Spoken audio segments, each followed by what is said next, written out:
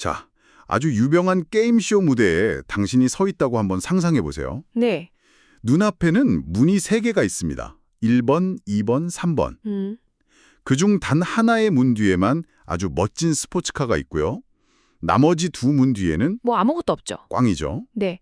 당신은 고민 끝에 1번 문을 선택합니다. 네. 바로 그때 쇼의 진행자가 갑자기 3번 문을 활짝 열어 보여요. 텅 비어 있네요. 네, 텅 비어 있습니다. 그리고는 당신을 보면서 이렇게 묻습니다.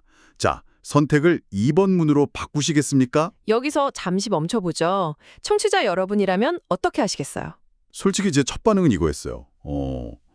이제 남은 문은 2개뿐인데 확률은 당연히 반반 아닌가? 그렇죠. 1번이나 2번이나 똑같지 뭐. 대부분 이렇게 생각하지 않을까요? 네, 거의 모든 사람이 바로 그렇게 생각합니다. 아주 뭐랄까, 직관적이고 합리적인 판단처럼 보이죠. 네네. 사실 그게 이 문제의 가장 교묘한 함정입니다. 맞습니다.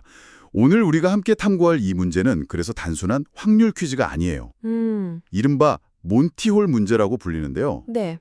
제공된 자료들을 깊이 파고들어 보면 이 간단한 질문이 확률의 진짜 의미는 무엇인지, 그리고 정보라는 것이 우리의 판단을 어떻게 송두리째 바꿀 수 있는지, 네네. 여기에 대한 아주 근본적인 질문을 던지고 있다는 걸 알게 될 겁니다. 그럼 이 문 뒤에 숨겨둔 진실을 한번 열어볼까요? 좋습니다. 우선 이 문제의 배경부터 간단히 짚어보죠.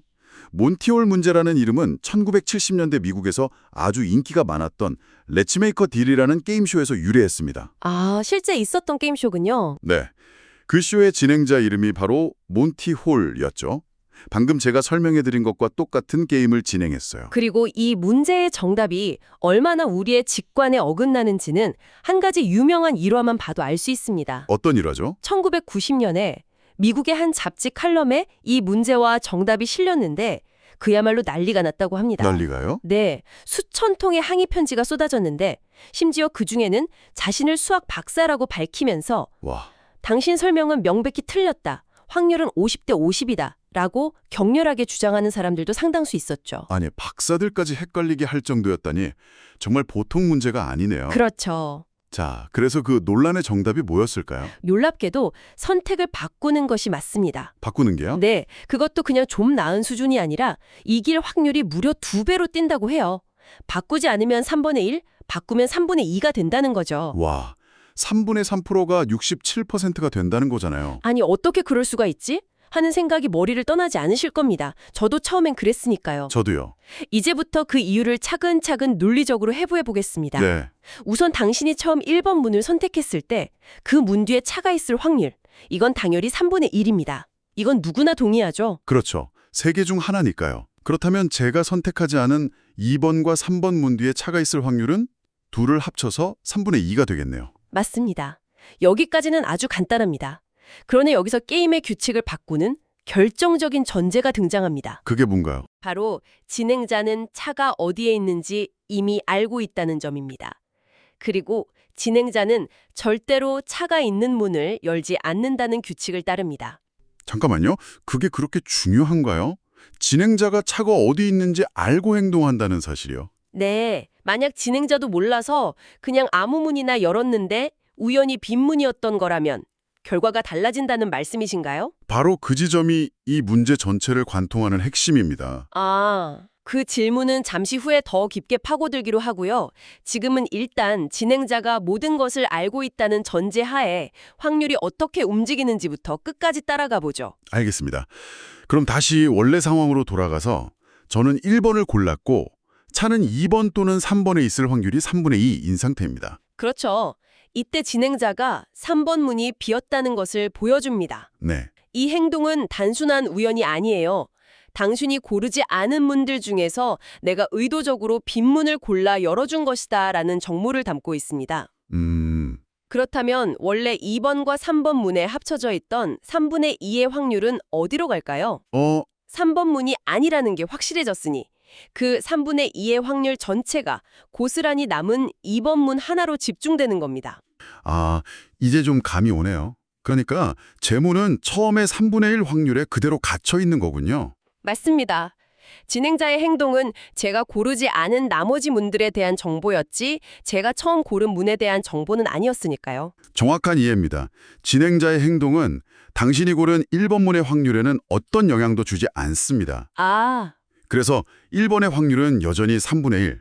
하지만 2번의 확률은 2분의 3으로 뛰어오른 거죠. 바꾸는 것이 2배 유리해지는 겁니다. 솔직히 저도 처음엔 이 논리가 머리로는 이해돼도 가슴으로는 와닿지 않았거든요. 그렇죠. 직관에 어긋나니까요. 제 직관이 계속 그래도 50대 50이야 하고 막 소리치는 것 같았죠. 그런데 자료에 나온 이 비율을 보고 무릎을 탁 쳤습니다. 어떤 비유죠? 상황을 극단적으로 만들어 보는 거예요. 문이 3개가 아니라 100개가 있다고 상상해 보시죠. 100개요? 네, 그중 단 하나에만 차가 있습니다. 당신이 1번 문을 골랐어요. 당연히 차가 있을 확률은 100분의 1, 단 1%입니다. 그렇죠. 반대로 말하면 나머지 99개의 문 어딘가에 차가 있을 확률이 99%란 뜻이죠. 거의 확실하게 차는 제가 고르지 않은 곳에 있겠네요. 맞습니다. 자, 이제 모든 걸 아는 진행자가 무대로 나옵니다. 그리고 당신이 고른 1번 문과 또 다른 문 하나, 예를 들어 57번 문만 남겨두고 네. 나머지 98개의 문을 전부 열어서 비어있다는 걸 보여줍니다. 여기도 꽝, 저기도 꽝입니다. 와, 이제 당신 앞에는 2개의 문만 남았습니다. 당신이 처음 고른 1% 확률의 1번 문. 그리고 진행자가 알고도 열지 않은 유일한 문 57번. 그렇죠. 진행자가 다시 묻습니다. 바꾸시겠습니까? 이 상황이라면 누구라도 바꾸고 싶을 겁니다. 저라도 바꾸죠.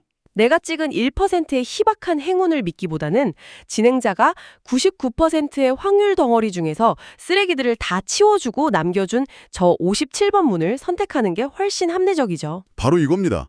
문의 개수가 3개일 때도 정확히 똑같은 원리가 적용되는 거예요. 맞습니다. 다만 숫자가 작아서 우리의 직관이 그 엄청난 확률의 이동을 잘 감지하지 못할 뿐이죠. 네네.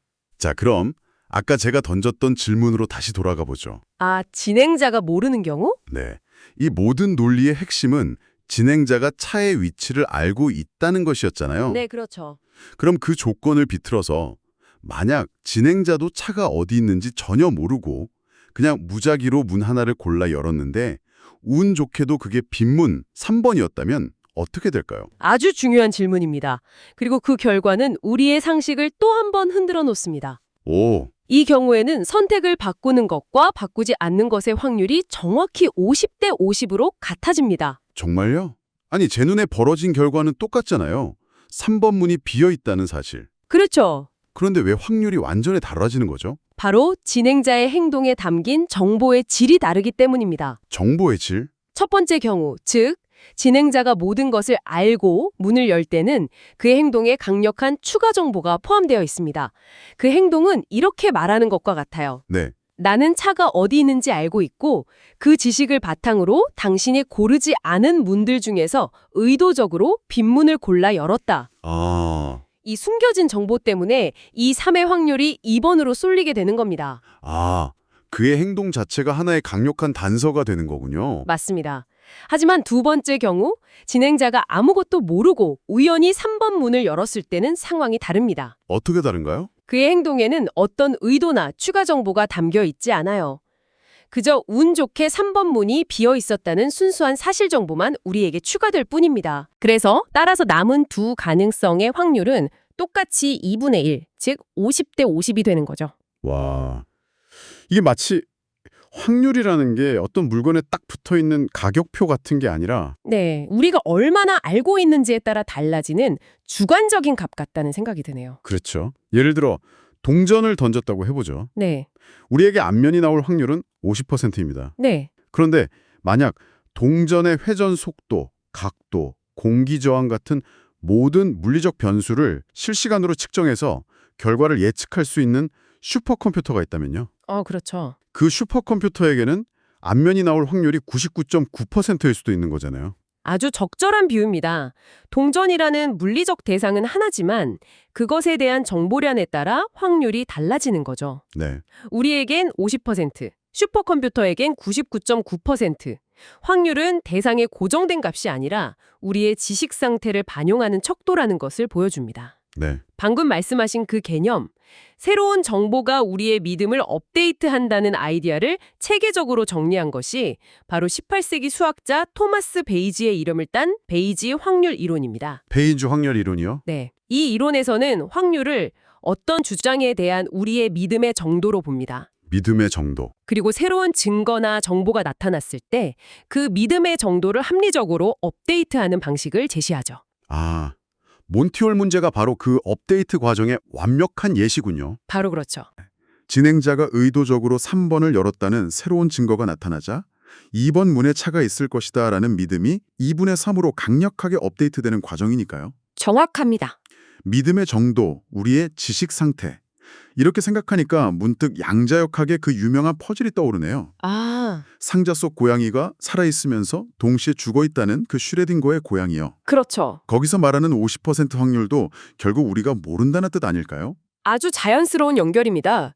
밀폐된 상자 안에 고양이 한 마리와 1시간 안에 50% 확률로 붕괴하는 방사성 물질, 그리고 그 붕괴가 감지되면 독가스를 내뿜는 장치가 있는 그 사고 실험 말이죠. 네네. 양자역학의 표준 해석에 따르면 우리가 상자를 열어서 관측하기 전까지 고양이는 죽은 상태와 살아있는 상태가 중첩되어 존재한다고 말합니다. 바로 그 지점이에요. 상자를 열기 전 고양이가 살아있을 확률 50%라는 말의 의미를 두 가지로 해석해 볼 수 있을 것 같아요. 맞습니다. 어떻게 볼 수 있을까요? 첫 번째는 그 50% 확률이 정말로 고양이 자체의 물리적 상태라는 것. 네, 고양이는 정말로 살아있으면서 동시에 죽어있는 그 기묘한 중첩 상태로 존재한다는 거죠. 확률이 고양이에게 딱 붙어있는 객관적인 속성이라는 입장입니다. 그리고 두 번째 해석은 그 확률이 우리의 지식 상태를 나타낸다는 겁니다. 그렇죠. 사실 고양이는 상자 안에서 이미 살아있거나 혹은 죽어있거나 둘 중 하나의 상태로 확정되어 있는데 우리가 그 사실을 모를 뿐이라는 거죠. 맞습니다. 따라서 50%라는 확률은 고양이의 실제 상태가 아니라 우리의 무지, 즉 정보의 부재를 표현하는 숫자라는 입장입니다. 그리고 몬티홀 문제가 바로 이 두 해석 사이에서 어느 쪽이 더 설득력 있는지 보여주는 강력한 증거가 되는 거군요. 바로 그 지점입니다. 우리는 몬티올 문제를 통해 확률이 정보에 따라 어떻게 극적으로 변하는지를 명확하게 확인했습니다. 네. 진행자가 차의 위치를 알고 행동할 때와 모르고 행동할 때 물리적 상황은 똑같이 3번 문이 비어 있다는 것이었지만 확률 계산은 완전히 달라졌죠. 맞아요. 이것은 확률이 대상 자체의 고정된 속성이라기보다는 우리가 가진 정보의 상태를 나타낸다는 두 번째 해석을 강력하게 지지하는 증거가 됩니다. 생각해보면 정말 그렇네요. 몬티홀 게임에서 자동차는 처음부터 끝까지 한 곳에 가만히 있었어요. 그렇죠. 우리가 문을 선택하기 전에도, 선택한 후에도, 진행자가 다른 문을 연 후에도 차의 위치는 변하지 않았습니다. 변한 게 없죠. 변한 것은 오직 차의 위치에 대한 우리가 가진 정보와 그로 인한 믿음의 정도뿐이었죠. 정확합니다.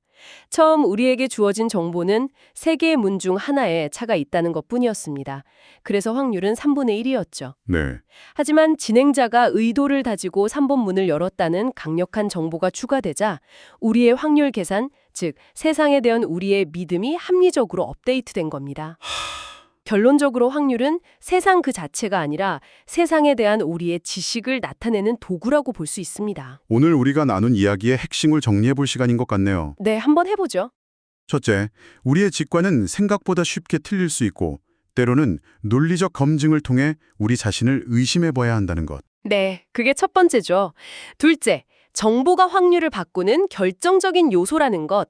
똑같은 상황이라도 정보의 질과 양에 따라 확률은 완전히 달라질 수 있다는 점을 확인했습니다. 셋째, 이를 통해 우리는 확률이 객관적인 실체라기보다는 우리가 가진 정보의 상태를 반영하는 주관적인 개념에 가깝다는 것을 알게 됐고요. 그리고 넷째, 이것이 바로 베이즈 추론이라 불리는 불확실한 세상 속에서 우리가 합리적으로 추론하고 결정을 내리는 방식의 본질이라는 점입니다. 이 원리가 단순히 머릿속 지식 유희가 아니라 실생활과도 아주 밀접하게 연결되어 있을 것 같아요. 물론입니다. 사실 우리는 매일 베이즈 추론을 하며 살아갑니다. 예를 들면요. 예를 들어 자동차 정비사가 엔진 체크 불이 뜬 차를 볼 때가 딱 이 상황이죠. 처음에는 그 원인이 수십 가지일 수 있습니다. 모든 가능 속의 확률이 넓게 퍼져 있죠. 네. 하지만 정비사가 진단기기를 연결해서 산소 센서 오류라는 코드, 즉 새로운 정보를 얻는 순간 수십 가지 가능성 중 대부분은 버려지고 산소 센서와 관련된 몇 가지 문제의 확률이 급격하게 업데이트됩니다. 이게 바로 실시간으로 일어나는 베이즈 추론입니다. 의사의 진단 과정도 마찬가지겠네요. 증상, 즉 초기 정보를 듣고 검사라는 새로운 정보를 통해 진단의 정확도를 높여가는 것. 정확히 그렇죠. 결국 세상을 이해한다는 건 모든 것을 확실하게 아는 것이 아니라 이 불확실성을 합리적으로 관리해 나가는 과정이군요. 맞습니다. 자, 마지막으로 청취자들 여러분께 생각해 볼 거리를 하나 던져드리고 싶습니다. 다음에 중요하면서도 불확실한 결정을 내려야 할 때 오늘 우리가 나눈 몬티올 문제를 한번 떠올려 보십시오. 그리고 스스로에게 이런 질문을 던져보는 겁니다. 내가 처음에 가졌던 가종이나 믿음은 무엇인가? 지금 새로 얻게 된 정보는 나의 그 믿음을 어떻게 바꿔야 하는가? 그리고 가장 중요한 질문이죠. 혹시 나의 강력한 첫인상이나 직관이 이 새로운 정보를 합리적으로 반영하는 것을 가로막고 있지는 않은가? 네. 그 질문들이 아마 당신을 더 나은 결정으로 이끌어 줄 겁니다.